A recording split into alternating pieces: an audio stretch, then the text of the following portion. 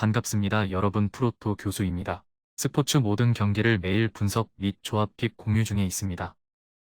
영상에 공개되지 않는 정보들로 정보방에 입장하시면 확인하실 수 있으니 참여를 희망하시는 분들은 영상 하단 고정 댓글 링크를 통해 아무 조건 없이 자유롭게 참여가 가능하니 많은 참여 부탁드리겠습니다. 첫 번째 경기는 일본 대 코스타리카 한번 살펴보겠습니다. 일본은 독일을 잡아내면서 독일에게 2대회 연속으로 아시아팀에게 패하는 굴욕을 선사했습니다. 전날 사우디가 아르헨티나를 잡은 경기에서 영감을 얻은 듯한 모습이었는데 미토마의 인터뷰에서 실제로 해당 경기가 선수들에게 영향을 주었다고 직접 밝혔죠. 예선의 영향력이 부족하나 이를 이선 자원들의 힘으로 극복했습니다. 득점을 기록했던 니츠, 아사노뿐만 아니라 윙백 자리에도 수비적인 리스크를 감수하고 공격적으로 재능이 있는 선수들을 대거 투입하면서 일본의 공격력이 결코 떨어지지 않는다는 것을 증명했죠. 전반에는 압박에 능한 마에다를 기용하면서 상대의 체력을 빼놓고 후반에 득점을 노리는 패턴을 보여줄 것이 유력한 상태입니다. 다만 점유율을 높이는 특유의 패턴으로 경기에 나선다면 강한 압박과 촘촘한 수비 라인을 보여주는 코스타리카를 쉽게 함락할 수 있을지에 대해서는 의문입니다.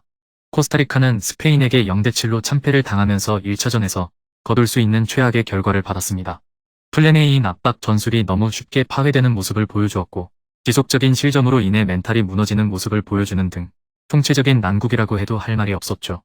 다만 빌드업 축구로 전환하고 있는 단계인 대한민국을 상대로도 이골을 허용했던 전적을 감안한다면 일본을 상대로도 1대1 상황에서 우위를 보일 수 있을지는 의문입니다. 주력 선수들의 노쇠화로 인해 기동성도 많이 떨어진 상황이라 실점 가능성을 배제하기는 어려운 것이 현실이죠. 북중미 예선에서 코스타리카의 기대 실점은 압도적인 최하위였습니다. 코스타리카가 라인을 낮추고 최대한 저실점 양상으로 경기를 풀어나갈 가능성이 높지만 1차전에서 너무 쉽게 플랜 A가 무너지는 모습을 보여주고 말았죠. 1대1 능력에서 지속적으로 밀리는 모습이었고 대한민국을 상대로도 멀티 실점을 내주는 등 더 이상 압박 전술이 통하지 않는 듯한 모습을 보여주고 있는 것이 현실입니다. 일본의 우세가 예상되며 저득점 경기 흐름이 예상됩니다.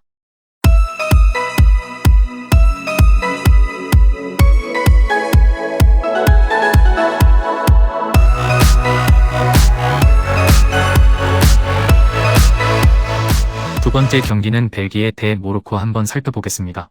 벨기에는 승리를 거두기는 했지만 내용상으로는 좋지 못했습니다. 전반전에는 캐나다의 기동력에 철저하게 밀리는 모습을 보여주었고 쿠르투아의 PK 선방 덕분에 분위기가 캐나다로 기울어지는 것을 겨우 막았죠.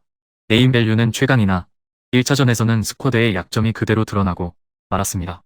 특히 주력에서 엄청난 차이를 보이고 말았는데 아자르도 전진성이 극도로 저하된 모습을 보여주었죠.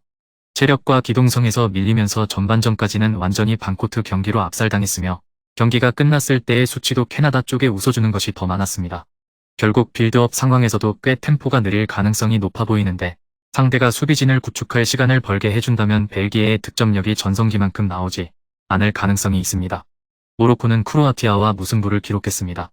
공격진의 부진으로 인해 성과를 거두지는 못했지만 약점이었던 중원 라인에서 크로아티아와 꽤 대등한 모습을 보여주었던 것은 긍정적으로 볼 수 있는 대목이죠. 엔트리에서 함달라를 제외한 모든 전방 선수들을 20대로 구성했고 측면의 하키미와 마즈라위도 팀의 활기와 파괴력을 불어넣어 줄 수 있는 옵션입니다. 두 선수의 포지션이 같기는 하지만 하키미는 대표팀에서는 왼쪽에 배치되는 경우도 많았기 때문에 충분히 둘의 공존이 가능하죠. 1차전에서 벨기에의 기동성이 상당히 저하된 모습을 보여주었기 때문에 모로코도 공격에서 찬스를 많이 만들어 볼 가능성은 충분해 보입니다. 벨기에는 1차전에서 스쿼드 노쇠화를 여실히 드러내면서 캐나다에게 경기 주도권을 내주는 모습을 보여주었고 데 브라이너의 폼도 좋다고 보기는 어려웠습니다. 모로코의 스쿼드 나이가 꽤 젊고 기동성을 무기로 삼는 선수들이 많은 편이라 벨기에가 수비적으로 많은 위기를 맞을 가능성이 높습니다. 벨기에가 우세하겠지만 팽팽한 접전이 예상됩니다.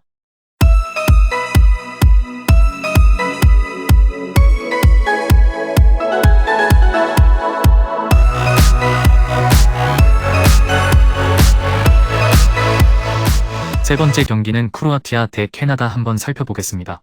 크로아티아는 모로코와 무득점 무승부를 거뒀습니다. 미드필더 라인에서 힘싸움이 이어졌으나 오히려 다소 밀리는 양상을 보여주었고 크로아티아가 오히려 역습에 의존하는 듯한 모습을 보여주기도 했습니다.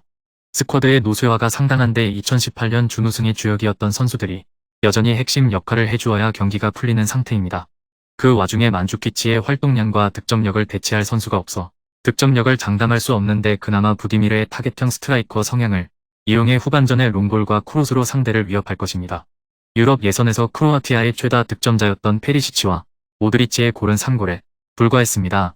그러나 예선에서 기록했던 득점은 21골로 득점력이 아주 떨어졌다고 보기는 어렵습니다. 캐나다는 벨기에에게 패배를 당했으나 경기력 면에서는 피파 랭킹 2위인 벨기에를 압도하는 모습을 보여주었습니다. 전반전에는 완전히 캐나다의 페이스로 경기가 이어지는 모습까지 보여주었는데 기동성과 에너지 레벨로 상대의 약점을 공략하는 모습은 고평가를 해줄 수 있을 것입니다. 세대 교체가 잘 된 편이라 엔트리의 평균 나이가 상당히 젊다는 것이 장점입니다. 다만 월드컵 경험이 없고 지난 경기에서는 데이비드를 위시한 공격진들의 결정력이 만족스럽다고 보기는 어려웠죠. 월드컵에 나름대로 익숙해진 2차전에서는 달라진 결정력을 보여줄 수는 있겠으나 유스타키오를 위시한 중원이 크로아티아를 상대로 고전할 가능성이 높다는 점이 변수입니다. 투 볼란치를 사용하기 때문에 3명의 미드필더를 배치하는 크로아티아 같은 팀을 상대한다면 어려움을 겪을 수 있습니다. 크로아티아도 스쿼드의 노쇠화가 심한 상황이기 때문에 캐나다를 상대로 주력과 에너지 레벨에서 고전할 가능성이 높으며 1차전처럼 캐나다가 많은 찬스를 만들어 볼 수 있을 것입니다. 다만 중원 숫자 싸움에서는 크로아티아가 개인 기량과 전술 상성을 바탕으로 우세를 점할 가능성이 높고 캐나다의 높은 라인도 수비 시에는 리스크가 될 것입니다. 장점인 중앙 장악력을 발휘한다면 크로아티아가 우세할 가능성은 있습니다.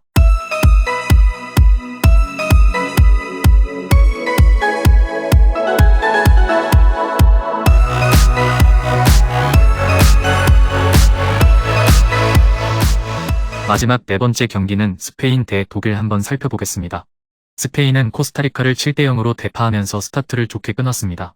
노장인 알바, 부스케츠의 체력을 안배하는 모습을 보여주기도 했고 그동안 부진했던 득점력도 완벽하게 돌아온 모습을 보여주면서 골득실에서도 유리한 고지를 점한 상태죠. 지난 경기에서는 미드필더 라인 선수들이 개인 기량에서 압도적으로 승리하면서 별다른 어려움이 없었으나 독일을 상대로는 중앙 라인에서 압도적인 점유율을 확보하기는 어려울 것입니다. 상대의 압박에 제대로 대처하지 못한다면 빌드업이 측면으로 흐를 가능성이 있는데 모라타가 큰 키에 비해 공중볼 경합에 아주 능한 팀이 아니고 독일의 기본적인 피지컬 능력은 뛰어나다 보니 효과를 보기 어렵습니다. 유로 2020에서 스페인은 대회 최고 평균 점유율 수치를 기록했는데 경기당 평균 72.7%의 점유율을 확보했습니다. 다만 토너먼트에서는 정규 시간 내 승리한 경우가 한 번밖에 없었을 정도로 소유권 확보에 비해 득점력은 꽤 부진했습니다. 독일은 월드컵 2연패를 당했는데 두 경기 모두 아시아 국가에게 당했습니다. 4년 전의 굴욕적인 패배에서 배운 것이 없었는지 위디거가 상대를 조롱하는 듯한 스프린트 동작을 보여주는 등 전 세계적으로 놀림거리가 되었죠. 이 경기에서 독일이 패배하게 된다면 사실상 조별리그 탈락 확정입니다. 크랙형 공격수와 최전방 자원 공백이 매우 큰데 그나마 사내이 돌아온다면 크랙형 공격수에 대한 갈증은 해소될 수 있겠으나 최전방 자원의 부족은 당장 해결될 기미가 보이지 않고 있습니다. 유효 슈팅은 9개를 기록하면서 나름대로 슈팅의 퀄리티는 좋았지만 골로 들어간 것은 귄도안의 PK골 하나가 전부였죠. 중원에서도 키미히 정도를 제외하면 공수 양면에서 기여할 수 있는 선수가 없는 상황이라 중앙 라인에서 키미히가 고전한다면 공수 양면으로 흔들릴 수 있을 것입니다. 네이션스 리그에서는 무실점 경기를 기록하지 못하기도 했는데 수비적으로 단단한 모습을 보여주고 있지는 못한 상황. 훔멜스와 보아탱이 동시에 이탈한 이후 이 단점이 더욱 심화되고 있습니다. 스페인이 지난 경기에서 전방 자원들의 결정력 문제가 상당히 나아졌습니다. 독일의 경우에는 크랙형 공격수와 정통 넘버9의 부재로 이내 공격 작업부터 원활하게 진행되지 않는 경우가 많았죠. 다만 독일의 압박 시퀀스는 유럽 내에서도 상위권 수준이고 공이 측면으로 흐르게 유도만 할 수 있습니다. 독일 입장에서도 스페인의 크로스 위주 공격에 대처하기는 어렵지 않을 것입니다.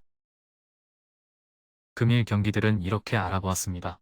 좀 더 다양하고 많은 정보를 원하시는 분들은 영상 하단 댓글에 링크 클릭 후 문의하시면 아무런 조건 없이 정보방 입장 가능하니 입장하셔서 정보 받아보시길 바라겠습니다. 그리고 영상에서 리뷰하지 않은 디테일한 정보와 조합픽은 매일 교수 정보방에서 공유하고 있으니 꼭 참여해보시길 권장드리며 이번 영상은 여기까지 하겠습니다. 시청해주셔서 감사드리며 늘 여러분들의 건승을 기원합니다. 감사합니다.